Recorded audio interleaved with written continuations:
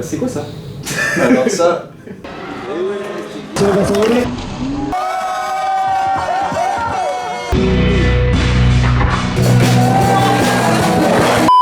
Allez.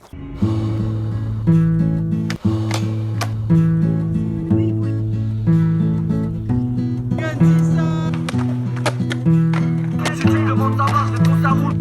plutôt bien parti. Beaucoup de potentiel. C'est incroyable.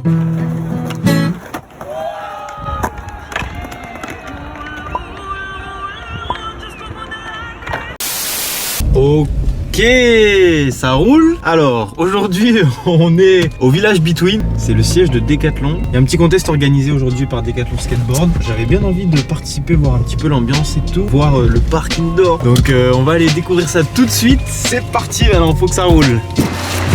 On déménage en fait. Il va? Non. Du first try, ça se passe bien? Pas sûr que ça se passe bien. Invité à l'événement par Arthur, responsable de la communication de Decathlon Skateboard, je découvrais pour la première fois ce complexe gigantesque dans lequel on retrouve un skatepark indoor sous les bureaux de Decathlon Skateboard. Et c'est ce qu'on va voir tout de suite.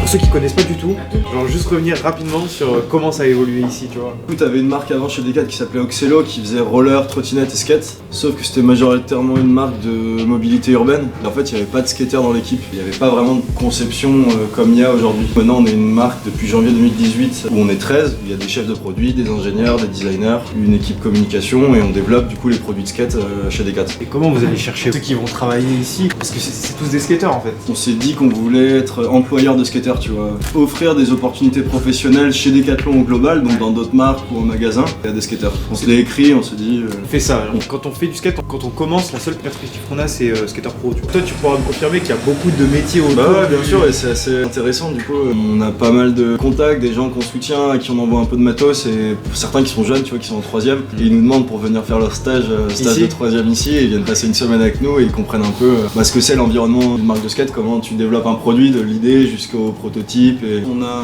tous les corps de métier, tu vois, on a les chefs de produits, les designers, les ingénieurs, donc tous les produits ils sont réfléchis ici. Ouais. On a une presse aussi, on fait nos prototypes sur le Between Village. Il y a un seul bureau Decathlon Skateboarding dans le monde, c'est ici, et on développe les produits pour le monde entier. Pour Decathlon. C'est incroyable. Parce que tu vois, par exemple, la Shishan est taïwanaise, ils pensent que là-bas, bah, du coup, ils achètent les planches qui sont fabriquées ici. Ouais, c'est ça. C'est trop bien de se dire ça qu'à l'autre bout du monde en fait on retrouve les produits qui ont été pensés. Non mais c'est vrai que c'est assez ouf au final de développer des produits et de savoir après qu'ils sont distribués partout dans le monde. En fait, c'est le directeur de magasin qui est libre de vendre ce qu'il veut dans son magasin. C'est pour ça que tu retrouves pas l'intégralité de notre offre en magasin. Ouais. Les gens ils se disent ouais le skate c'était bien sympa, je vais vendre du vélo et du foot quoi. On a souvent tu vois une board, une référence en 825, une référence de roue en magasin mais ça s'arrête là. Tous nos produits qu'on développe, eux ils sont dispo sur internet sur Decat.fr. Et par rapport à l'équipe de chez Decat, comment ça va évoluer? Est-ce qu'il va y avoir une team Decat? Est-ce que ça va faire des skate tours? C'est en cours. On aimerait bien que ce soit un peu plus référencé, plus visible, les gens qui skatent pour Decat. Ouais, il y a des skate trips qui se prévoient là, à la fin du mois, on part à Athènes une semaine pour filmer en street sur des boards qui sortent l'année prochaine. Elles sont là, elles sont cachées quelque part dans le bureau. C'est quoi ça?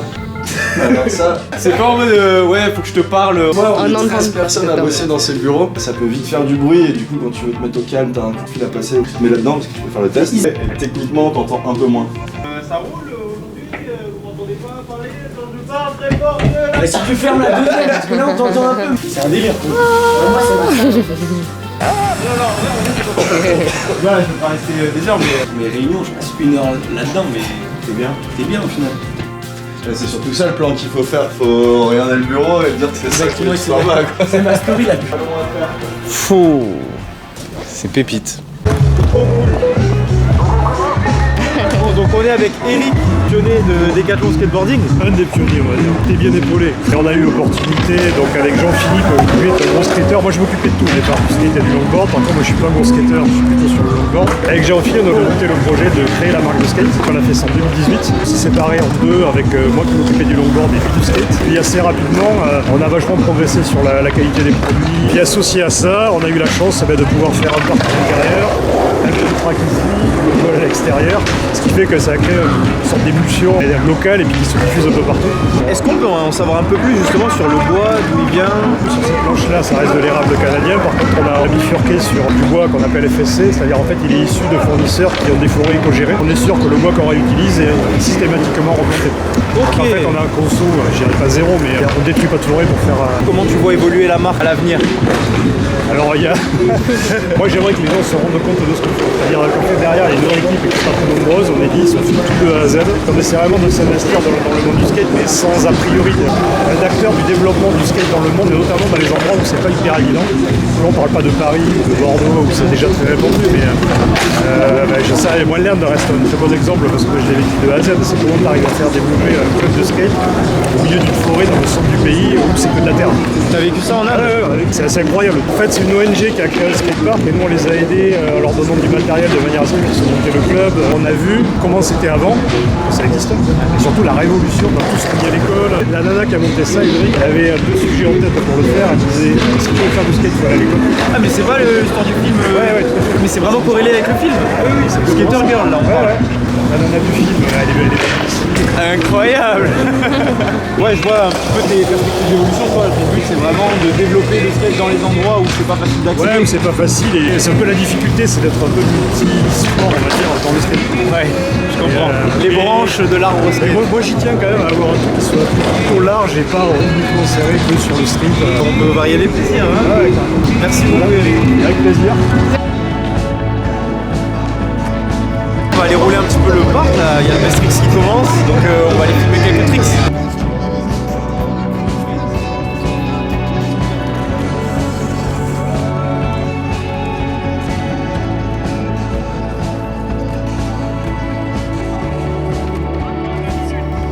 À ce moment-là, le contest débutait à peine, mais on se rendait déjà bien compte qu'il y avait une vraie dynamique et une vraie passion à travers tous les skateurs qui passaient là. Donc une belle diversité de générations et une bonne énergie, même si c'était un peu rude pour faire sa place pour skater le bol. Moi j'ai pas réussi à me chauffer, j'ai pas réussi à rentrer un seul trick dans le bol, mais en tout cas ça ne m'a pas empêché de passer un excellent moment.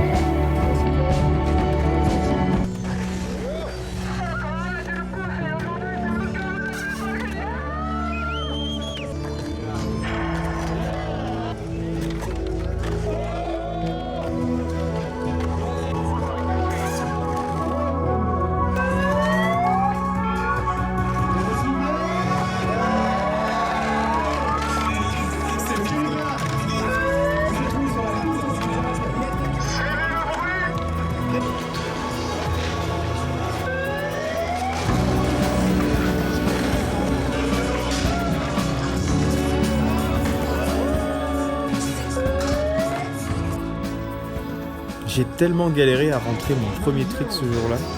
C'est-à-dire que dans le bol, il n'y avait rien qui passait. Et j'étais super content de faire du rail, mais il n'y avait rien qui passait. Donc je me suis vraiment acharné pour que le premier trick se passe. Et une fois que le premier est passé, ça m'a déverrouillé pas mal d'autres tricks par la suite.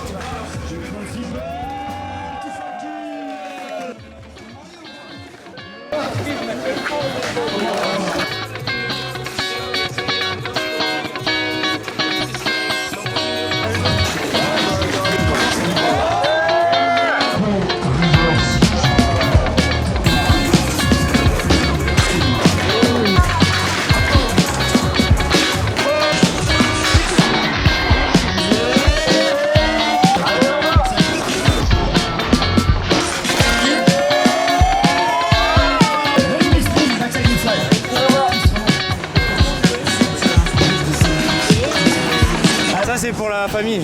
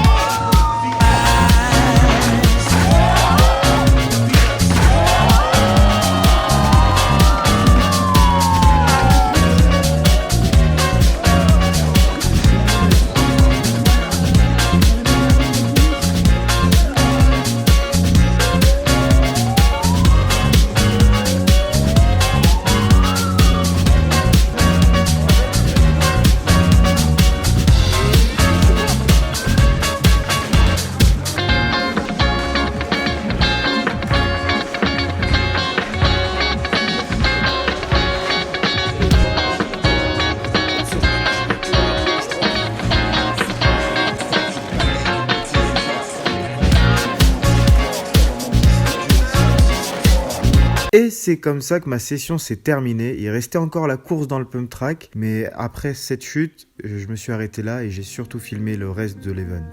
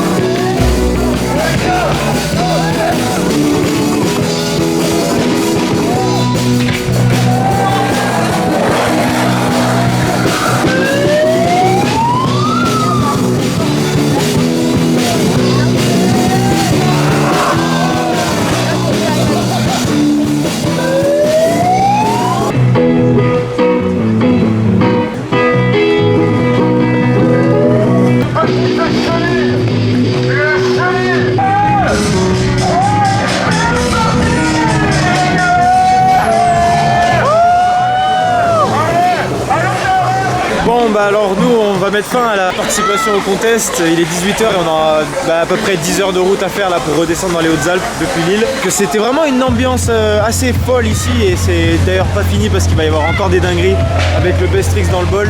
Nous malheureusement on est contraint par le temps donc il faut qu'on rentre, mais je doute pas de ce qui va être fait par Abel, par Joseph, par toute l'équipe super chaud qui est présente ici. Vraiment j'ai kiffé, il y a eu un petit game of skate avec les gars du coin, la partie slappy, la partie rail, j'ai vraiment bien aimé, puis même le death race dans le pump track, bonne vibe vraiment, bien skate, bien street, bien un peu trasher. Très content d'avoir participé à cet événement. Merci à Chichad de m'avoir accompagné, merci à Arthur de m'avoir invité. J'espère que vous avez apprécié cette vidéo, cet événement. Et maintenant faut que ça roule.